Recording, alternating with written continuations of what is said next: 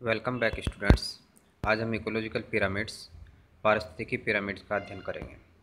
जैसा कि हम पूर्व में देख चुके हैं कि खाद्य श्रृंखला फूड चेन है, उसके अंदर खाद्य श्रृंखला है। ये उत्पादक प्रोड्यूसर से प्रारंभ होकर के हर्बीवोरस से होते हुए कार्निवोरस की तरफ बढ़ती है। अर्थात यूँ कहें कि फूड चेन के अंदर बहुत सारे ट्रॉफिक लेवल पाए जाते हैं।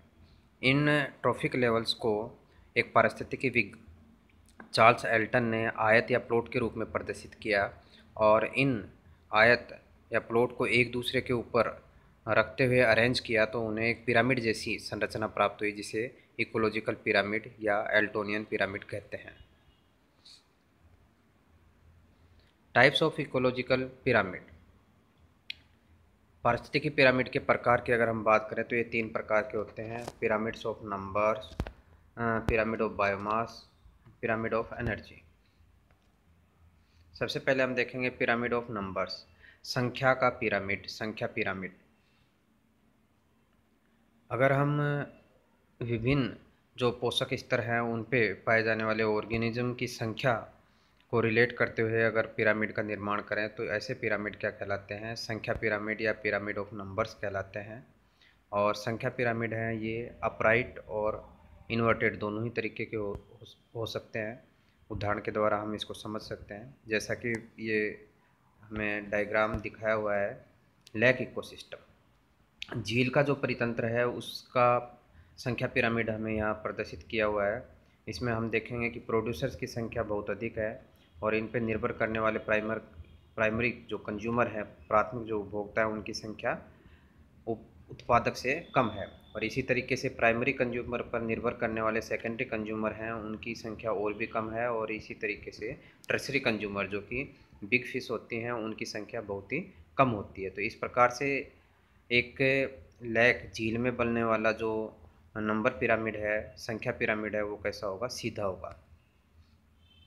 दूसरा पॉन्ड इकोसिस्टम। पॉन्ड इकोसिस्टम की अगर हम बात करें तो पॉन्ड इकोसिस्टम में भी संख्या पिरामिड कैसा होता है? अपराइट होता है, सीधा होता है। इसमें उत्पादक फंजाई, एल्गी, डाइटम्स हैं, इनकी संख्या बहुत अधिक होती है। इन पर निर्भर करने वाले जो स्मॉल फिशेज हैं उनकी संख्या इनके तुलना में कुछ कम होती है। और इसी तरीके से स्मॉल फिश पर निर्भर करने वाले जो बिग फिश हैं उनकी संख्या बहुत कम होती है। तो इस प्रकार से ये जो संख्या पिरामिड बनता है वो कैसा होता है? अपराइट या सीधा होता है। नेक्स्ट है ग्रास इकोसिस्टम, घास परितंत्र। घास परितंत्र का जो संख्या पिरामिड है वो भी हमेशा सीधा ही होता है, क्योंकि इसके अंदर घास है, उनकी संख्या बहुत अधिक होती है। और इन पर निर्भर करने वाले जो चूहे हैं उनकी संख्या तुलनात्मक रूप से कम होती है। और इन पर निर्भर करने वाली जो बिल्ली है उसकी संख्या बहुत ही कम होती है। तो इस प्रकार से ग्रास इकोसिस्टम का जो पिरामिड होता है वो नंबर पिरामिड ऑफ जो नंबर्स होता है वो कैसा होता है? अपराइट होता है। नेक्स्ट एक उदाहरण और देख सकते हैं इसमें कि क्रॉप प्लांट है, फसलीय जो पौधे हैं उनकी संख्या काफ़ी अधिक होती है। इन पर निर्भर करने वाले जो टिड्डे, ग्रास होपर हैं, उनकी संख्या तुलनात्मक रूप से कम होती है। इसी प्रकार से ग्रास होपर पर निर्भर करने वाले जो मेंढक हैं उनकी संख्या और भी कम होती है। और इन पर निर्भर करने वाले जो सांप होते हैं वो और भी बहुत कम होते हैं। और सांप पर निर्भर रहने वाले जो वल्चर या गिद्ध हैं उनकी संख्या 1 या 2 होती है। तो इस प्रकार से ये जो संख्या पिरामिड है ये भी कैसा होता है? अपराइट होता है। लेकिन संख्या पिरामिड सदैव अपराइट हो ये ज़रूरी नहीं है, सदैव सीधा हो ये आवश्यक नहीं है। ये उल्टा इन्वर्टेड भी हो सकता है, जैसा कि हम यहाँ देख सकते हैं कि ये हमें एक पैरासाइट इकोलॉजिकल सिस्टम है उसका पिरामिड दिखाया गया है। इसके अंदर एक पादप है और इस एक पादप पे निर्भर करने वाले पक्षियों की संख्या बहुत अधिक है, कि एक पौधे पे बहुत सारे पक्षी निवास कर सकते हैं। और इन पक्षियों के ऊपर निर्भर करने वाले पैरासाइट्स की संख्या भी और अधिक होती है, क्योंकि एक पक्षी पे ही एक से अधिक पैरासाइट पाए जाते हैं। तो इस तरीके से हम देखेंगे कि एक पौधा है, एक पादप है, इस पादप पे निर्भर करने वाले पक्षियों की संख्या बहुत अधिक है और इन पक्षियों पे निर्भर करने वाले परजीवियों की संख्या और भी अधिक है। तो इस प्रकार से ये एक पिरामिड जो बनता है वो कैसा होता है? उल्टा होता है। तो ये जो संख्या पिरामिड है इसके अंदर कैसा होता है? उल्टा पिरामिड होता है। Pyramid of biomass. अभी हमने देखा कि पीछे जैसे संख्या पिरामिड था, पॉन्ड इकोसिस्टम का पिरामिड की बात की, या सिंगल ट्री के पिरामिड की बात की। तो इनमें हमने देखा कुछ पिरामिड सीधे थे या सिंगल ट्री का पिरामिड इन्वर्टेड उल्टा था, लेकिन ये ज़रूरी नहीं है कि बायोमास में पीछे जो इकोसिस्टम में हमने पिरामिड सीधे पढ़े वो यहाँ भी सीधे मिले, यहाँ उल्टे भी हो सकते हैं, जैसा कि अभी हम एग्जाम्पल से देखेंगे। सबसे पहले हम देखते हैं कि अगर विभिन्न जो पोषक स्तर हैं उन पे बायोमास को रिलेट करते हुए अगर हम पिरामिड बनाते हैं तो वो पिरामिड क्या कहलाएगा, बायोमास जैव भार पिरामिड कहलाएगा।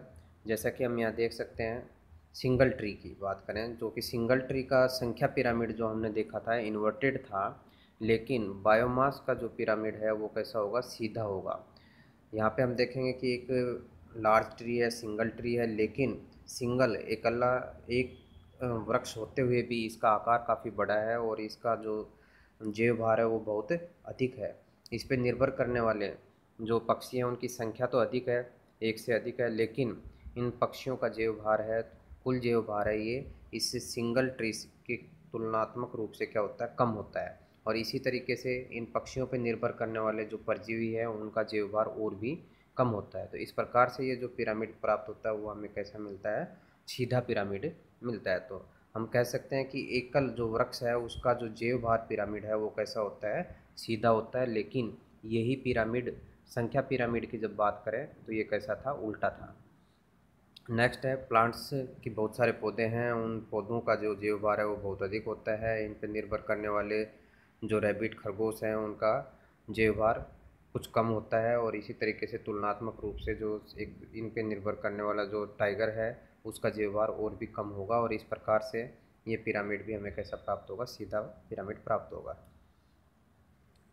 नेक्स्ट जो जैव भार का जो पिरामिड है, बायोमास का जो पिरामिड है वो हम देख रहे हैं, ये पॉन्ड इकोसिस्टम का है। जैसा कि हमने संख्या पिरामिड में देखा था कि पॉन्ड इकोसिस्टम का जो संख्या पिरामिड था वो कैसा था, अपराइट था, सीधा था, लेकिन यही जैव भार का पिरामिड कैसा होगा, उल्टा होगा, क्योंकि यहाँ पे जो फाइटोप्लैंक्टन्स हैं वो काफ़ी सूक्ष्म आकार के हैं और इनका अगर टोटल जैव भार हम देखें तो बहुत ही कम होता है। और इन पर निर्भर करने वाले जो स्मॉल फिशेज क्रस्टेशियंस हैं उनका जैव भार तुलनात्मक रूप से अधिक होता है। इसी तरीके से इन स्मॉल फिशेज पे निर्भर करने वाले जो बिग फिश हैं उनका जैव भार और भी अधिक होता है। और इस प्रकार से जो पिरामिड बनता है वो इन्वर्टेड पिरामिड बनता है। तो इस तरीके से हम कह सकते हैं कि पॉन्ड इकोसिस्टम में जो पिरामिड बनता है, जैव भार पिरामिड, वो कैसा होता है, इन्वर्टेड या उल्टा होता है। नेक्स्ट है पिरामिड ऑफ एनर्जी, ऊर्जा का पिरामिड। ऊर्जा पिरामिड की अगर हम बात करें तो ऊर्जा पिरामिड सदैव सीधा होगा। क्यों? क्योंकि हम पूर्व में भी देख चुके हैं कि जब एक ट्रॉफिक लेवल से दूसरे ट्रॉफिक लेवल पर एनर्जी का ट्रांसफ़र होता है तो एनर्जी का काफ़ी क्या हो जाता है, लॉस हो जाता है, एनर्जी काफ़ी, ऊर्जा का काफ़ी ह्रास हो जाता है।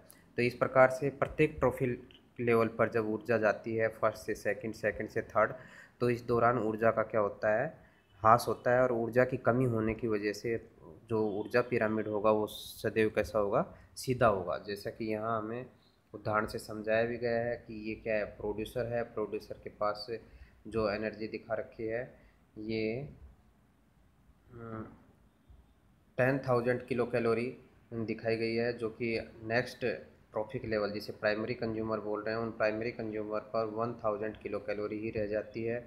और इसी तरीके से सेकेंडरी जो कंज्यूमर है उसके पास सिर्फ 100 किलो कैलोरी एनर्जी ही पहुंच पाती है। तो इस प्रकार से जो ऊर्जा का पिरामिड है वो कैसा होगा, सदैव अपराइट होगा, सीधा होगा।